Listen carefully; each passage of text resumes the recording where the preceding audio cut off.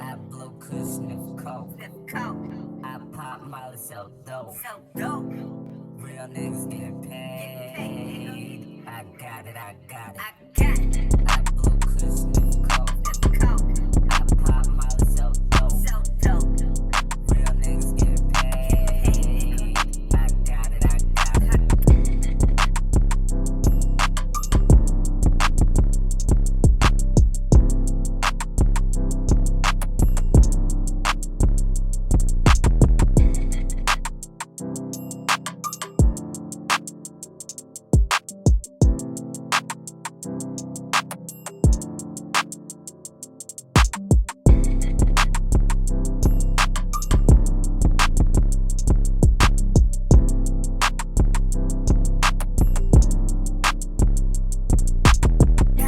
I blow kush, sniff coke. I pop Molly, sell dope. This has the entirety of almost everything. So this is 2.6 terabytes and compressed in a tarball. So are they saved as MIDI or are they saved as... Saved as MIDI. Okay, so recently I saw a TED Talk where a couple of guys seem to have generated every possible melody, or at least every melody that might be sued over in a court of law. And by saving those melodies to a hard drive, they have affixed them to a physical medium, which is all that's necessary to copyright them. In other words, in theory anyway, they have copyrighted every possible melody. Very interesting. I recently got a chance to sit down with them and talk about how they did it and why they did it. I'm Damien Real. I'm a lawyer, been a lawyer since 2002. I've also been coding since 1985. I'm also a musician. I have a bachelor's in science in Whether this is real or not, I believe it's possible. music education. My name is Noah Rubin, and I'm Damien's collaborator on this project. So Noah and I were on a cybersecurity engagement. We were talking about this idea of brute forcing music, and I said, Noah, do you think you might be able to brute force, much like a password? Could you also brute force melodies? He's like, yeah, that's a relatively easy technical problem. We were having drinks one night. He was like, we had talked about this a little bit a while ago. Like, do you really think we could do this? I was like, yeah, cool. That sounds fun. I'll give it a shot. So in order to brute force a password, you'd use a computer to go through every single permutation of characters possible. In order to brute force melodic copyright, you'd do the same thing. You'd use a computer to generate every single permutation of notes. The original requirements I had is to say, let's do the entire keyboard from the lowest note all the way to the highest note. Also, every rhythmic variation possible on that. We went through a number of different parameters, and then we started doing the math and figured out that our original goal of brute forcing all possible melodies is not feasible given the compute infrastructure that we had at the time, which was none, except for the laptop I'm FaceTiming you. So in order to figure out how many melodies we might generate, you're going to take the total number of pitch classes involved and set that to the power of how many notes you want in your melody. So if you went, 10 notes, you probably 88 to the 10 probably would get you to as many sands of the earth that you have. Yeah, it's a very large number, as people in the comment section of the TED Talk were very keen to point out. And that's just with our 12-tone system, never mind alternative tuning systems or anything like that. Forget it. Thinking as a musician, I thought, okay, do we really need the entire keyboard? No, you probably don't need the entire keyboard because how many melodies span that much? So you're not going to have a melody that's 3 octaves wide, for example. You're probably going to have something as singable that's maybe 2 octaves. We did the math in the 2 octaves and we thought, yeah, that would probably take too long for our proof of concept to be able to do. So we settled ultimately in 1 octave. We'll do do, re, mi, fa, sol, la, ti, do, 8, and then knowing that a lot of melodies start on the tonic and end on the tonic, whether it's the top tonic or the bottom tonic. So we didn't want to do 7, we wanted to do 8. We arrived at all quarter notes, 8 notes in middle C, because that's where most popular music is made. And then the length 12 was, that's what's feasible given the compute that we have. We generated length 12 melodies with those 8 notes in middle C, which comes out to 68.7 billion melodies.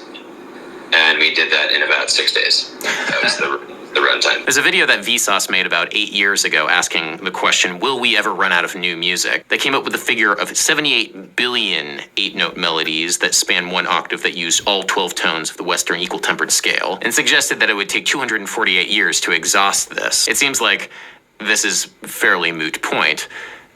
it already has been exhausted. Lots of copyright scholars, and I know lots of copyright professors, including some at Cornell and Stanford and otherwise. They've said that this has been a concept that has been discussed conceptually, but never in practice. No one's actually brute forced in this way. What I did find is Peter Berkhamshire, that I mentioned in the TED Talk, he's brute forced chords in the major and minor scales.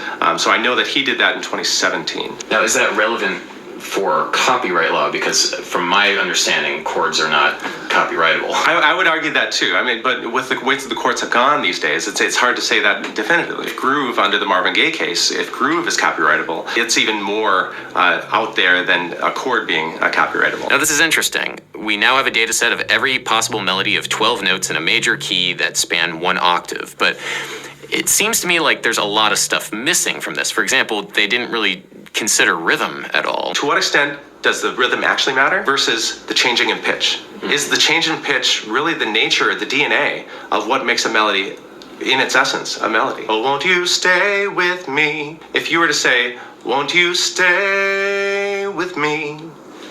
And if I represented Sam Smith, I'd be like, same song. Okay, I guess that's a fair point if you're arguing this in a court of law. Maybe they are the same melody, I don't know.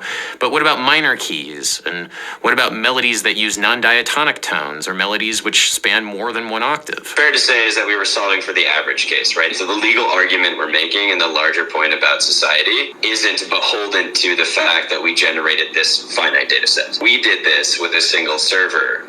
We've given people the tool to do the same, and it doesn't change the argument that melodies are mathematic. This is interesting to me because if all copyrightable melodies are simply simple permutations of parameters, then why should any one person own one permutation over another? In other words, nobody can own a number. It's basically all it is. So why should any one person own a melody? There are only 243 combinations of 3 notes by 5 notes.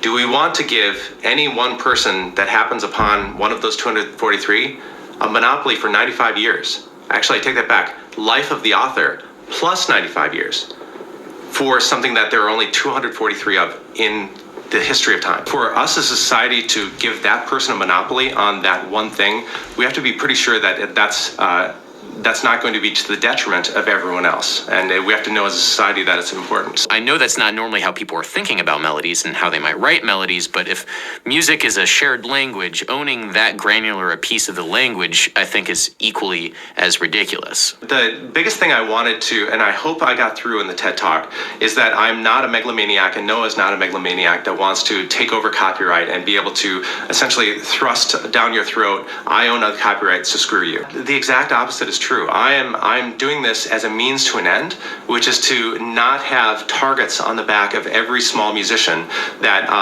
could get shaken down by a larger musician that says, hey, your song sounds like my song. If you as a smaller musician have never heard that larger musician's song, you're right now in an untenable position. If I'm a musician, I should be able to make my music and not have to worry about some song I heard 20 years ago, maybe. I think the idea of independent creation is important, and it's a bit under attack. What do we as musicians want to be able to mark as our territory, that this is my creative thing that I put out into the world, and I don't want anybody else in the world to be able to do this creative thing I've done? All the things that we as musicians love about music is not the sequence of pitches. And yet, in recent court cases, it seems like the sequence of pitches has actually mattered quite a lot to judges and juries determining whether or not one song has infringed on another song's copyright. Melodies aren't the only thing that matter, though, in these cases. Another important thing to consider is the question of access. Whether or not one artist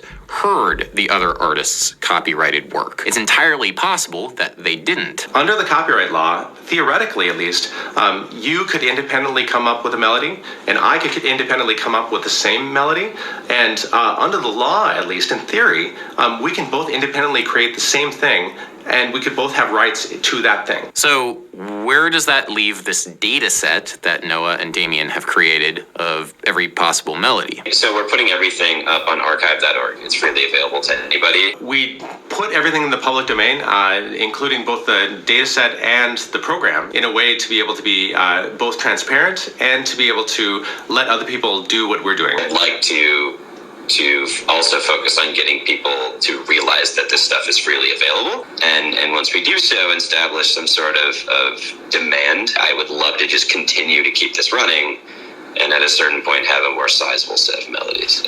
In the infamous Katy Perry versus Flame lawsuit, where she was sued for her song Dark Horse's resemblance to Flame's song Joyful Noise, the jury found that she had access to Joyful Noise, even though she testified that she had never heard the song before in her life. The jury didn't believe that Katy Perry independently created Dark Horse without ever hearing Joyful Noise. The rationale provided for this is that the music video for Joyful Noise had, at the time, 3 million views on YouTube. In other words, that seems to be the threshold for determining access.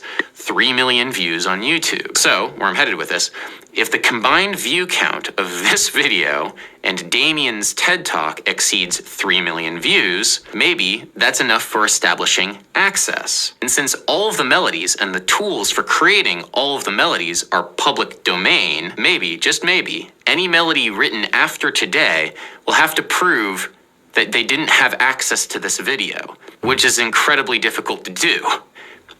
I don't know, the whole system's screwed anyway, so why not just approach it this way, like kind of a troll strategy? As a musician, I don't feel particularly protected under copyright law. I feel rather threatened, in fact. And so throwing a wrench in the whole process through this whole generative melody thing, I think ultimately is a good thing for the craft of musical composition.